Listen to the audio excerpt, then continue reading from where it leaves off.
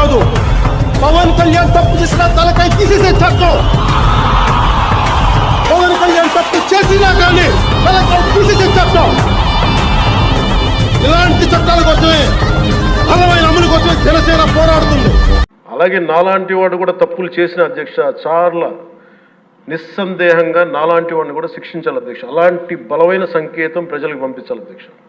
మేమందరం కూడా తప్పు ఎవరు చేసినా అది మనమే దాన్ని ముందుకు తీసుకెళ్ళకపోతే, నేను కూడా దీనికి సంసిద్ధంగా ఉన్నాను. నా ద్వారా ఏదన్నా తప్పులు జరిగినా, అవకతవకలు జరిగినా నా మీద కూడా చర్యలు తీసుకోవాలి. అది let it be any kind of issue sir.